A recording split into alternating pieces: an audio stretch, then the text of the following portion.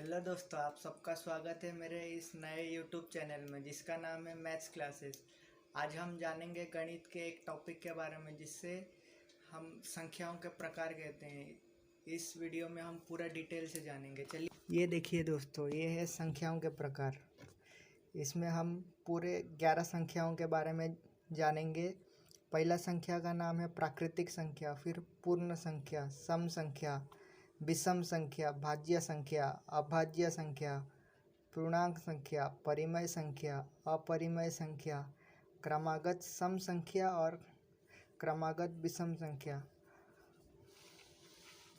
देखिए, प्राकृतिक संख्या। प्राकृतिक संख्या किसे कहते हैं?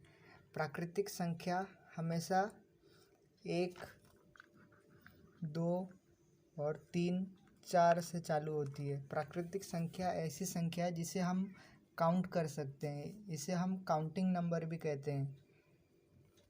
और दूसरा संख्या है पूर्ण संख्या। पूर्ण मतलब होल। यह पूर्ण संख्या में सारे नंबर को कैलकुलेट किया जाता है जिसपे शून्य का भी प्रवेश है। 0, 1, 2, 3, 4, 5 ऐसे आगे जो भी नंबर है उसको हम पूर्ण संख्या कहते हैं। सम संख्या। सम संख्या यह ऐसी संख्या है जिसे हम 2 से डिविजिबल कर सकते हैं, मतलब जो 2 से भाग जाता हो। जैसे 10/2 किया तो ये 2 से भाग जाता है, उसका आंसर 5 आता है।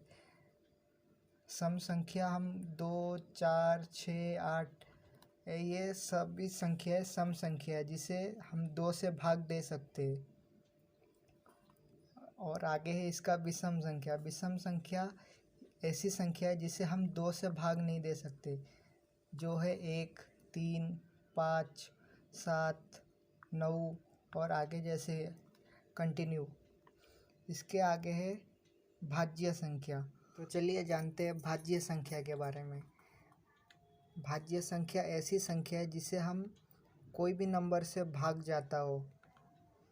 जैसे हम 2 को, ये देखिए, 2 को हम 2 से भाग दे सकते हैं, 4 को हम 2 से भाग दे सकते हैं। जैसे किसी भी संख्या का भाग उसके अलग संख्या से जाता हो उसे भाज्य संख्या कहते हैं। और अभाज्य संख्या ऐसी संख्या है जिसका भाग उसी नंबर से ही जाता हो। ये देखिए, अभाज्य संख्या में 1, 3, 5, 7, 11 ये ऐसी संख्याएं जो अपने ही नंबर से भाग जाता है और किसी नंबर से नहीं जाता। 5 को हम 5 के नंबर से ही भाग दे सकते हैं, 3 को 3 से ही दे सकते हैं। दोस्तों, पूर्णांक संख्या ऐसी संख्या है जिसमें सभी संख्याओं का समावेश है। अर्थात पूर्णांक संख्याओं को हम -3, -2, -1 से 0, 1, 2, 3 ये सारे नंबर आगे जितने भी काउंट होते हैं। पूर्णांक संख्याओं में सभी संख्याओं का समावेश है, चाहे वो संख्या धनात्मक हो चाहे वो ऋणात्मक हो। ये देखिए,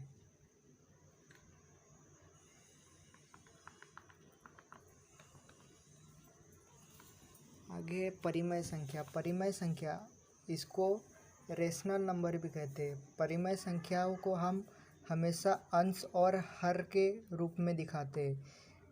चाहे आप 2/3 लिखे, 8/5 लिखे, 11/5 लिखे, यह परिमेय संख्या है। यह परिमेय संख्याओं में नंबर आते हैं। जैसे हमें कोई भी आंसर, समझिए 2/3 का आंसर हमें 1.5 मिला, तो ये हमारा परिमेय संख्या है।